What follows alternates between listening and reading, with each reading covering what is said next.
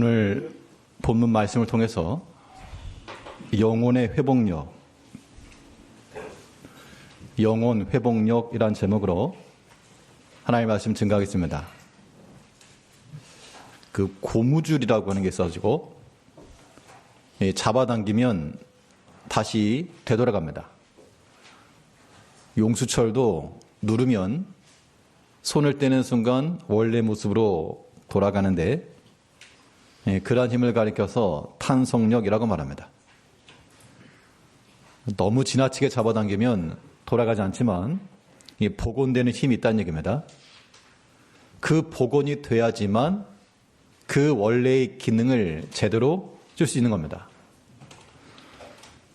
우리 신앙인들에게 있어서 우리는 육체와 영혼을 함께 가지고 있어서 육체의 피곤함이라고 하는 것은 음식을 잘 먹든지 혹은 보약을 먹든지 피로회복제를 먹든지 그렇게 해서 우리 육체의 회복을 꾀할 수 있겠는데, 그리고 우리 영혼의 회복은 어떻게 일어날까? 우리 육체의 피곤함이라고 하는 것은 힘이 없고 만사가 귀찮고 졸립고 그런 특징으로 알 수 있는데, 영적인 곤비함이라고 하는 것도 마찬가지입니다. 그 특징이라고 하는 것이 하나님 앞에서 감사가 사라지고 하나님을 향한 열정이 없어지고 무감각해지는 이런 것들이 우리 영적인 나태함과 약함의 증거들인데, 만일 우리의 모습이 그러하다면 그대로 살 수가 없으니까 우리 신앙인들로 산다는 것은 우리 영적인 면이 분명히 회복이 돼야 됩니다. 끊어진 고무줄처럼 아주 끊어진 것이 아니라 다시금 회복이 되어야지만 정상 기능이 작동할 것인데, 우리 영혼이 회복되는 길은 무엇이 있을까? 예수님께서 이 땅에 오셔가지고 우리를 부르신 목적이 영혼의 구원과 또 영혼의 회복을 위함이셨는데, 우리 영혼의 강성과 소생함을 위해서 우리가 추구할 바가 무엇이겠는가? 오늘 본 말씀을 통해서 살펴보도록 하겠습니다. 우리 영혼이 회복되는 길은 육체가 육체의 양식을 먹고 회복되듯이 우리 영의 양식을 먹고 회복되는 겁니다. 우리 영혼의 양식은 생명의 말씀이요, 하나님께 친히 우리에게 주신 약속의 말씀이죠. 그래서 우리가 이 영의 회복을 위해서는 우리 가운데 있는 하나님의 말씀이 다시금 회복이 되어야 됩니다. 우리가 하나님의 말씀을 잘 알고 있다고 생각을 해도 알고 있는 것과 그 말씀을 나의 것으로 삼는 것은 좀 별개의 일인 겁니다. 아무리 좋은 음식이 있어도 내가 먹지 않으면 내게 영향이 될 수 없는 것처럼 하나님 말씀을 내가 알고 들었고 힘써 배움으로 그 말씀의 회복이 우리 가운데 있어야 됩니다. 말씀 회복이라고 하는 것은 지속해서 듣는 데 있고요, 묵상하는 데 있는 겁니다. 예수님께서 오늘 본문에서 사람들을, 모든 병자들을 치유하신 장면이 나오는데, 그 치유 이전 행하신 한 장면이 있습니다. 본문 4장 23절 말씀에서 예수께서 온 갈릴리에 두루 다니사 그들의 회당에서 가르치시며 천국 복음을 전파하시며, 그러니까 예수님께서 행하신 방식이라고 하는 것이 온 갈릴리에 두루 다니사 여러 마을과 여러 도시들에 다니시면서 거기서 가르치시고 복음을 전파하시며, 그러니까 예수님께서 행하신 사역에 있어서 근본은 하나님의 말씀을 증거함이 있습니다. 또 이 마태 5장부터 나오는 산상수훈과도 같은 하나님을 믿는 백성들이 어떠한 모습을 가지고 살 것인가에 대한 그러한 규율, 구약시대에 모세의 율법이 있었다 그러면 그 율법이 그 백성들의 삶의 중심이 되었던 것처럼, 이제 예수님께서 친히 주신 이 말씀들이 심령이 가난한 자요, 이러한 모든 말씀들이 우리들의 삶의 중심이 되어야 마땅하다는 겁니다.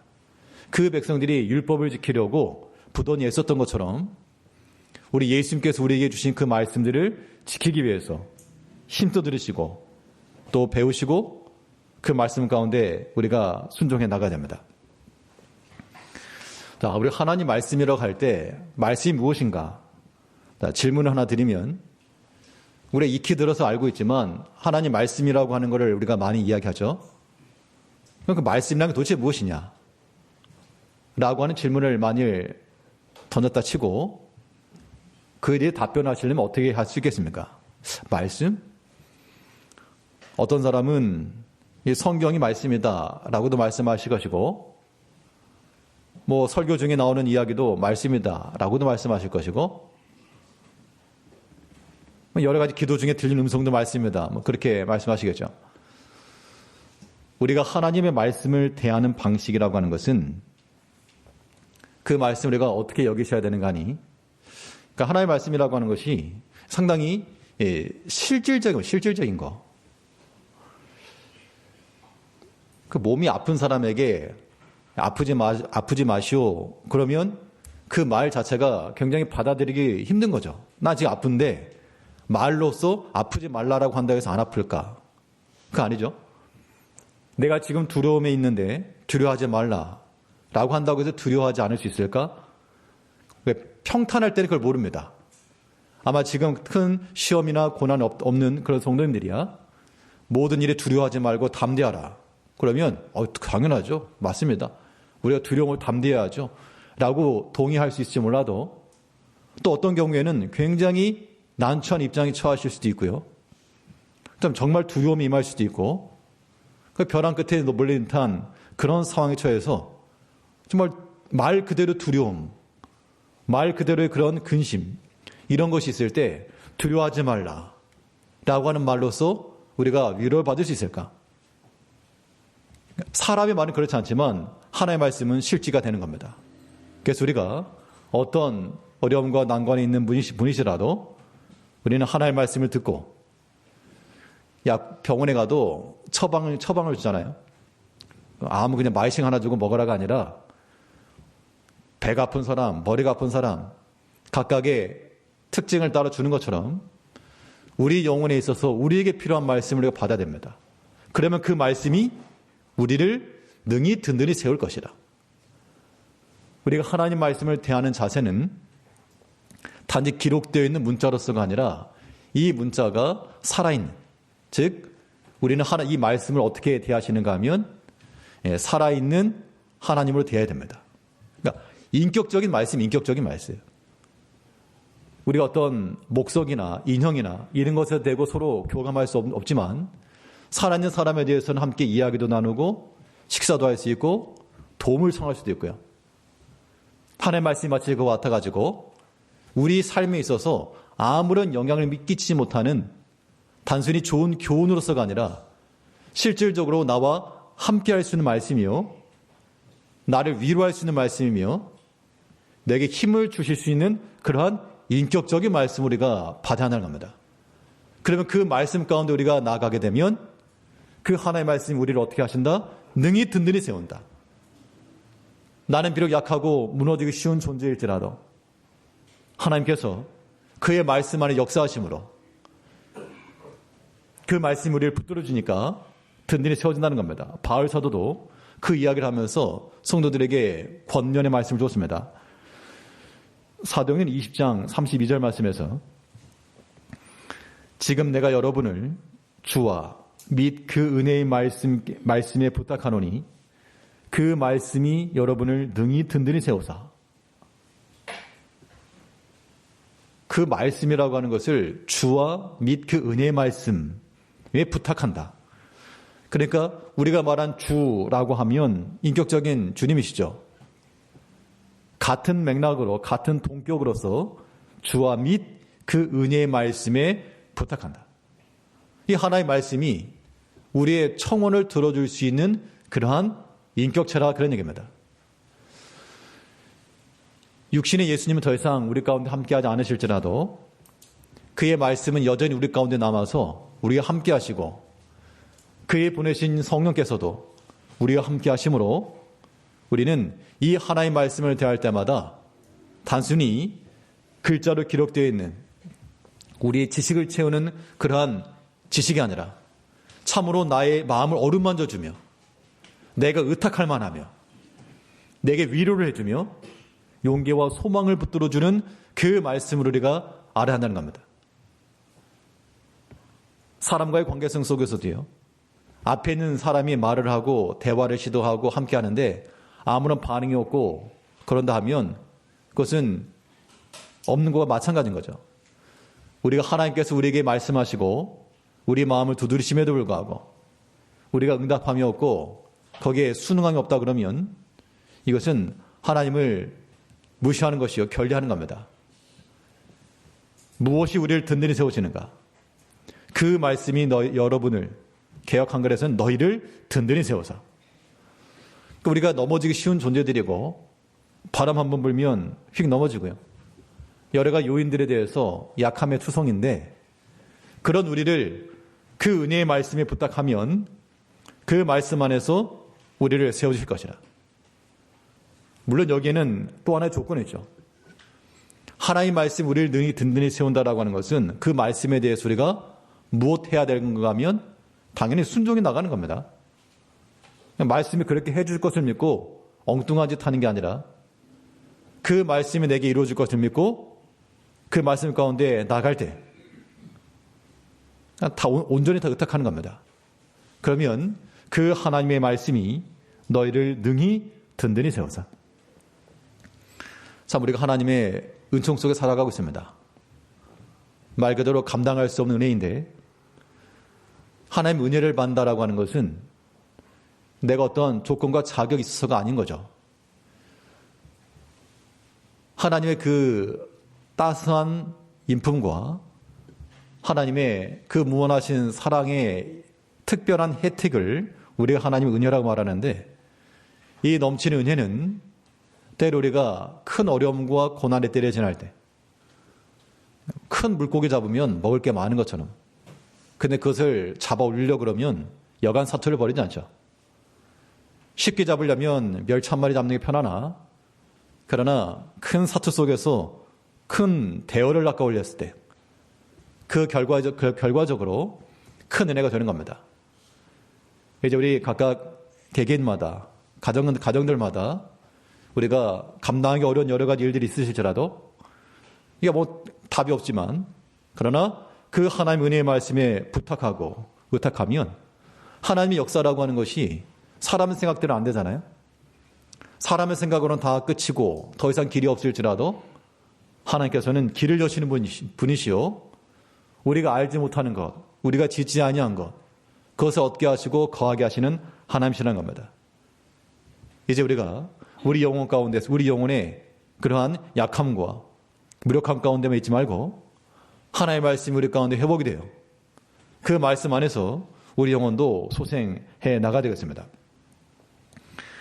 그러려면 그 하나님의 말씀을 듣고 배우는 일에 있어서 우리가 어떠한 자세를 가지고 나갈 것인가? 소극적이고 최소한의 말씀을 드리려고 해서 안 됩니다. 오늘날 많은 사람들이 그런 거죠. 조금 수고하고 많은 걸 받겠다. 뭐 그런 마음 자체가 바람직하지 않는 것처럼 우리가 하나님의 말씀에도 마찬가지입니다. 내가 하나님의 말씀을 잘 몰라도 순종함이 없어도 하나님께서 내게 큰 은혜를 주시길 바라는 것은 그건 또한 바람직한 신앙인의 자세는 아닙니다. 우리는 기회가 있을 때마다 하나님 말씀을 들을 수 있고 접할 수 있는 기회가 있을 때마다 우리는 가까이 나가야 됩니다. 이 당시 예수님께 나와왔던 수많은 사람들이 고침을 받았는데요. 그들이 나간 겁니다. 그들이 자원하여서 예수님께 나간 겁니다. 예수님의 옷자락만으로 내가 잡겠다.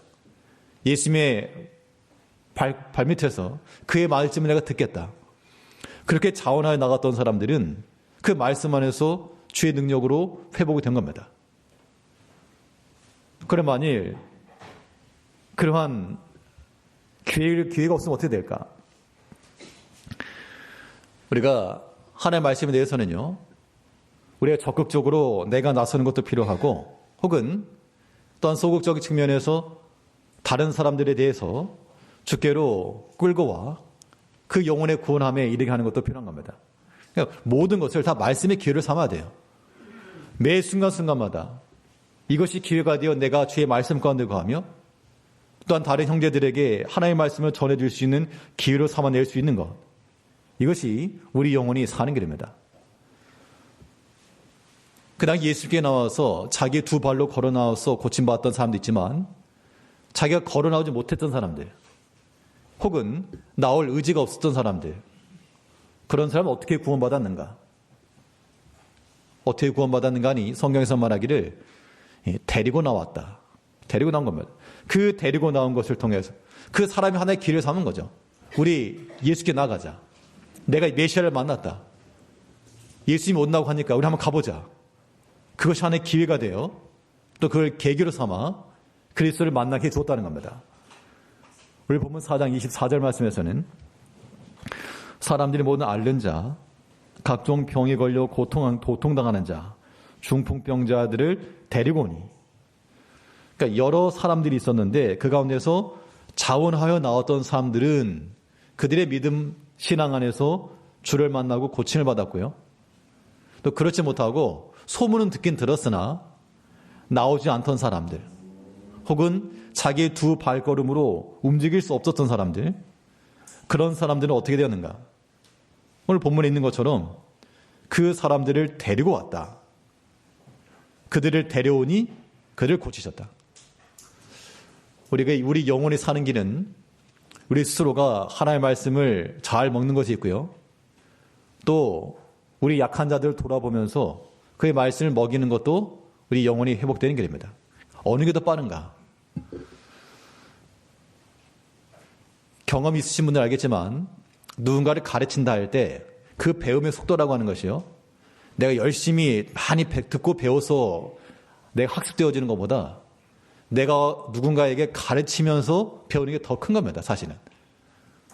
배운 것은 금방 잊어버릴 수 있지만 가르친 것은 더 기억이 오래 남거든요. 그렇기 때문에 가르치고 전하는 것은 가장 좋은 배움입니다.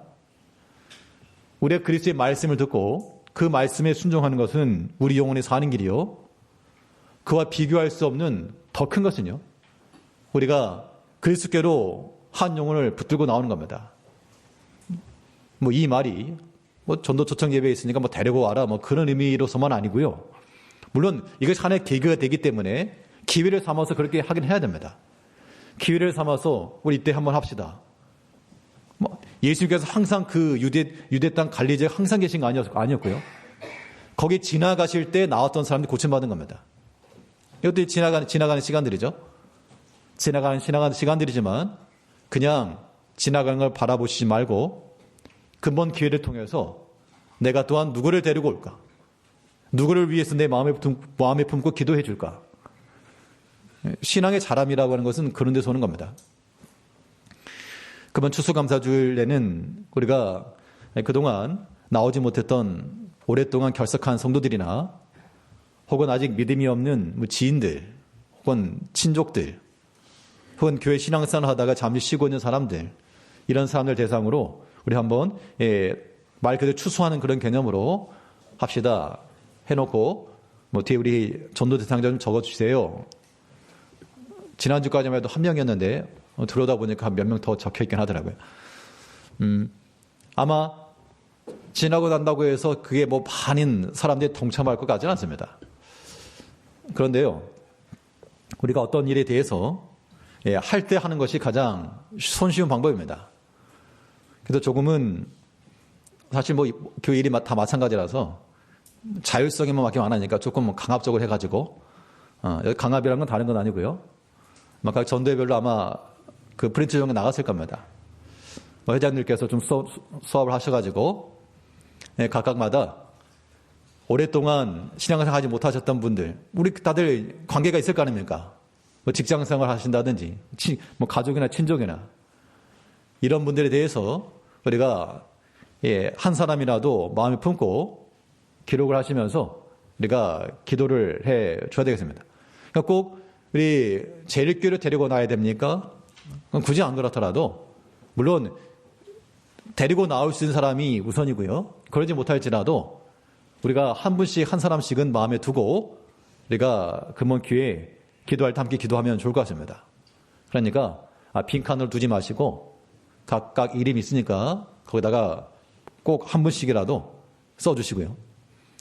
이런 모습을 통해서 뒤에 보니까 청년들도 이름 적어놨던데 동기부여들 받으시고요. 물론 다들 하실 것이지만 오늘 중에 다 기록해 놓으시기 바랍니다. 내일부터 그 산기도가 있어가지고 제가 이번에 기도원에 갈 건데 아무튼 그 명단 들고 갈 거니까 오늘 중으로 좀 기록해, 어제 다 문자 받으셨죠? 오늘 중으로 그래도 한 번씩 기록해 놓으시고 또 본인도 기도하시고 우리가 함께 기도하면서 단기적 단회성을 끝나는 것이 아니라 이렇게 명단을 받아 놓으면 근본 주에 특별히 기도하시고 또 그분들 위해서 또 교회에서 또 신방도 하고 찾아가서 아무튼 열매가 맺힐 때까지 함께 우리가 수고하고 노력하면 좋을 것 같습니다. 이것도 기회인 겁니다. 우리는 성경을 보면서 어떤 사람이길래 이런 병자들을 데리고 갔는고 그렇게만 생각할 게 아니라 이제 우리가 할 차례. 왜 너희는 가만히 있는가? 우리가 예수를 안다라고 말하고 있고 그 믿음 안에 있다라고 말하지만 정작 우리가 그 예수님 당시에 그 시대를 살은 사람들이라고 그러면 과연 이 사람들만큼의 믿음이 있을까? 이제 우리는 우리 스스로가 모든 것에 하나의 말씀이 들릴 때마다 주께서 말씀하신 자리에 들어가서 최선으로만 말씀드리려 하지 마시고 아무튼 최대한으로 드리려 하시고요. 하나님의 말씀 묵상함이 있어서 우리 영혼에 사는 겁니다. 사람의 몸도 아프면 약을 먹잖아요. 그 약을 복용하게 되면 먹자마자 다 난 게 아니라 약을 먹어도 아이고 아프다가 점점 시간이 지나면서 통증이 사라지는 것처럼 하나님의 말씀을 우리가 듣고 그 말씀을 믿을 때 묵상할 때 그 말씀을 들었다고 해가지고 두려움이 다 단번에 사라지거나 그러지 않죠. 그런데 약 기운이 점점 나가는 것처럼 하나님 그 말씀이 우리 마음을 평안케 하고 위로케 준다는 겁니다. 약이라고 하는 단어와 묵상이라고 하는 단어가 어원이 같아요. 메디테이션이라고 하는 묵상이라는 것도 약이라는 그 어원에 나오게 되는데 우리 하나님의 말씀을 기회를 따라 내게 필요한 말씀을 들으시고 그 필요한 말씀 드리려고 하니까 어떻게 하셔야 되는가 하면 그러니까 말씀 듣는 기회를 찾으셔야 됩니다. 그런 경우가 가끔 있어요. 제가 의도적으로 어떤 분 들으시려고 하는 말은 아니지만 가끔씩 내가 요즘 그 문제를 놓고 기도하고 있었는데 오늘 말씀이 딱 그 답이 된 것 같습니다. 라고 말씀하시는 분들이 가끔 계십니다. 그렇게 들으려고 하니까 들리는 거죠. 우리가 하나님께서 우리에게 주시는 말씀의 귀를 들으시고 모든 것을 다 기회로 삼아야 됩니다. 기회를 삼다라고 하는 것은 아무튼 하려고 하는 마음이 있어야 돼요. 지난 우리 성경 필사 한 바퀴 다 돈 후 한 사람이 다 쓰는 거는 참 그런 의지가 없이는 불가능한데 혼자 하기는 어려우니까 우리 그러면 전교인이 한번 해봅시다 해서 그 밑에 로비에다가 그 필사할 수 있는 걸 갖춰놨었습니다. 어디까지 썼게요? 한 3개월 지났나? 어디까지 썼게요? 그런 것도 마찬가지예요. 그러니까 우리가 아마 성도님들 마음속에는 우리는 왜 이게 부족합니다. 안 합니다. 아마 여러 가지 불만들이 많으시겠지만 그러나 또 한편 생각해 보면 할 건 안 하면서 뭘 기대하시는 거지? 이런 생각이 저는 드는 거거든요. 그래서 릴레이 성경 필사 같은 거는 제가 알기로는 아직 어떤 교회에서 제가 아직 들어본 예가 없습니다. 어떻게 보면 교회적으로 다른 교회가 보면 부러울 만한 일임에도 불구하고 그런 거 손이 안 가. 아침에 제가 우리 특별히 청년들에게 당부를 좀 했습니다. 오늘은 특별히 의무적으로 로비에서 커피 마시지 말고 한 사람씩 한 구절이라도 좀 써라. 그러면 거기 있는 분들이 볼 거다. 여러분들이 청년이라서 집사님들, 권사님들, 장로님들이 신앙 지도를 받아야 되지만 여러분들이 만약 그 자리에서 펜을 들어 그 모습 쓰고 있는 모습을 보게 되면 여러분들이 스승이다. 누구라도 먼저 해라. 누가 얼마나 쓸란지 모르겠습니다만 여기 계신 분도 마찬가지예요. 물론 글씨를 잘 못 써 이런 것보다도 좀 관심을 가지시고 한 분이 한 구절만 써도요 100구절 금방 넘어갈걸요. 이제 막 창세기 넘어갔습니다. 출애굽기 그냥 한 3장.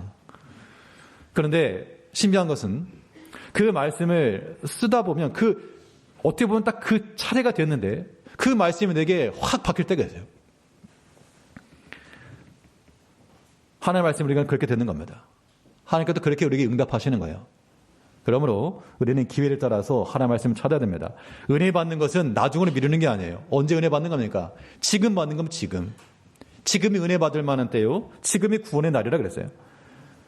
고린도후서 6장 2절 말씀에서 내가 은혜 베풀 때에 너에게 듣고 구원의 날에 너를 도왔다 하였으니 보라 지금은 은혜 받을 만한 때요. 보라 지금은 구원의 날이로다. 하나님께서 우리에게 준 기회를 따라서 그 좋은 기회를 놓지 말고 잃지 마시고 놓치고 잃어버리면 속상하잖아요. 지나고 보면 그렇습니다. 이제 하나님께서 우리에게 하나님의 말씀 들을 수 있는 기회, 읽을 수 있는 기회, 손을 쓸 수 있는 기회 주셨을 때 힘써 주의 일에 하나님의 말씀에 더 가까이하여 그 말씀의 회복이 일어나므로 우리 영혼의 소생함 가운데 나가시는 우리 성도님들이 되시길 바라겠습니다. 이 말씀의 회복이라고 하는 것, 우리 영혼의 회복은 말씀에 더불어서 이 말씀 회복이 결국 궁극적으로 우리에게 무엇을 가져와야 되는가 하면 이 영혼의 회복이라고 하는 것은 또한 생활의 회복까지 이루어져야 됩니다. 하나님 말씀 우리 가운데 회복된다라고 하는 것은 그 말씀에 인해서 우리의 삶이 변화되고 우리의 생활이 고쳐지고 우리의 모든 부족한 것들이 채워지며 약한 것들이 성해지는 것을 말하는 겁니다. 이것이 궁극적인 목적인 거죠. 우리가 하나님의 말씀을 듣는 것, 사람이 밥을 먹는 것이 먹는 게 목적이 아니라 뭐 그런 사람도 없지 않겠습니다. 먹는 자체가 목적이 아니잖아요. 그 먹는 걸 통해서 그 힘과 그 에너지를 가지고 육체 일을 하는 것처럼요. 우리는 그 하나님의 말씀을 통해 그 영적인 힘을 얻어 우리의 모든 생활 가운데서 약한 것을 고쳐나가며 부족한 것을 또한 수선해 나가는 모습이 필요하다는 겁니다. 오늘 본문에서도 예수님께서 가는 곳마다 가르치시고 천국 복음을 전파하신 후 또한 모든 병자들을 어떻게 하셨다? 고쳐주셨다. 그럼 오늘날 우리가요, 예수님처럼 신유은사가 있어가지고 뭐 사람을 고치거나 안진병 일으키거나 그렇게 할 수는 없을지라도 최소한 우리 자신에게 있어서 우리 자신의 약한 것, 우리 자신의 병들어 있는 것, 우리 자신에게서 제대로 기능하지 못하고 있는 것, 이런 것들은 고쳐내야 한다는 겁니다. 예수님께서 이 땅 가운데서 그 고치신 행함을 하시죠. 마태오 오늘 본문 23절 말씀에서 천국 복음을 전파하시며 백성 중에 모든 병과 모든 약한 것을 고치시니, 그 천국 복음을 가르치고 전파하시면서 그의 병도 고쳐주시고 약한 것도 고쳐주셨다. 우리가 병을 고칠 만한 의사는 아니지만 그러나 또 한편으로 고칠 수 있는 부분이 있죠. 성경에서 어떻게 말하고 있는가 하면, 우리가 고쳐야 될 부분에 대해서 어떻게 말하고 있는가 하면, 고친다는 게 뭐겠습니까? 우리가 뭐 충분히 다 아실 만한 것인데, 고친다라고 하는 것의 전제는 뭔가 잘못되었고 엉클어졌다 그런 얘기입니다. 깨져 있거나 부서져 있거나 무너져 있거나, 그러니까 수축을 하는 것이고 새로 세우는 것이고 고치는 겁니다. 약한 것을 고친다 했을 때 이 고침이라고 하는 것을 성경에서 뭐라 표현했는가 하니, 우리의 모든 죄악된 행실과 우리의 잘못된 그 길을 말씀하면서 너희는 그 길을 돌이키라. 너희 모든 죄를 다 돌아서라. 그리고 나서 여호와의 목소리를 청종하라 라고 말씀하고 있습니다. 하나님 말씀이 우리 영혼의 회복인데, 우리 마음이 우리가 하나님 말씀을 받을 만한 그런 준비된 그릇이 되지 않으면 하나님 말씀은 그냥 지나치고 말 것이나, 우리가 참으로 그의 말씀을 받을 만한 깨끗한 그릇이 되어서 그 말씀을 담을 때라야 그 손에서, 그 입에서, 그 모든 마음에서 하나님의 뜻대로 우리 영적인 일이 이루어지는 겁니다. 예레미야 26장 13절 말씀에서요, 예레미야 26장 13절에서 그런즉 너희는 너희 길과 행위를 고치고 너희 하나님 여호와의 목소리를 청종하라. 그리하면 여호와께서 너에게 선언하신 재앙에 대하여 뜻을 돌이키시리라. 모든 약한 것을 고쳐주신 예수님께서 우리에게 또 말씀하시기를 너희도 고쳐라. 너희 길과 행위를 고치고 그리고 너희 여호와 하나님의 목소리를 청종하라. 하나님의 말씀을 듣는 것이 우리 영혼을 살리는 길이지만 너희의 죄악된 것, 잘못된 것 고쳐내지 않으면 하나님의 말씀이 들어갈 수가 없다. 하나님의 말씀 들어가지 않으면 살 수 없다. 하나님의 말씀 들어가지 않으니까 너희 그 죄악으로 인해서 너희가 죽을 건데 하나님께서 재앙을 일으키시려고 뜻을 세우셨는데 우리가 돌이키지 않으면 그대로 하나님의 심판 가운데 임할 것이요. 감사하게도 너희의 길과 행위를 고치고 여호와의 목소리를 청종하면 재앙에 대해 뜻을 돌이키시리라. 하나님께서 손을 들어 우리를 치료하셨다가도 우리의 모든 길과 행위를 고치고 돌이키며 하나님의 긍휼하심의 은총을 기대하고 회개하며 그 목소리에 청종하는 자가 될 때 하나님께서 그 재앙의 뜻을 돌이켜 주신다는 겁니다. 그러니까 이게 감사한 거죠. 감사한 겁니다. 우리 각자마다 우리 약한 것과 부족한 것이 있을 때 물론 우리가 알지 못하고 깨닫지 못했을 때는 그게 어때서요? 그것을 고집하여 나갈 수 있겠지만 또 하나님께서 깨닫게 하실 때 그때는 우리가 알고 돌이키면 하나님께서 그 죄와 그 악한 행실로 인해서 재앙을 내리려 하셨다가도 뜻을 돌이켜 주신다. 우리의 모든 삶이 하나님의 말씀 안에서 회복이 되시고 또 우리 모든 약한 것과 모든 부족한 것 혹은 하나님 앞에 합당하지 않은 모든 것들이 다 해결함을 받고요. 하나님 두려운 줄 알며 오늘 새벽 말씀이 그런 말씀이 있었잖아요. 우리가 하나님의 은혜를 구하는데 하나님의 영원하신 은혜, 하나님의 은혜 영원부터 있었습니다. 그러면 이 시편 기자가 하는 말이 무엇이었습니까? 내 젊은 시절의 죄와 허물을 기억하지 마시고 그 시편을 다윗이 썼거든요. 다윗이 젊었을 때 그 죄만 진 건 아니라 하나님 앞에 칭찬받을 만한 거 많이 있었죠. 그런데 그 인생의 삶 가운데서 그가 하나님 앞에 범죄했던 사실이 기억난 겁니다.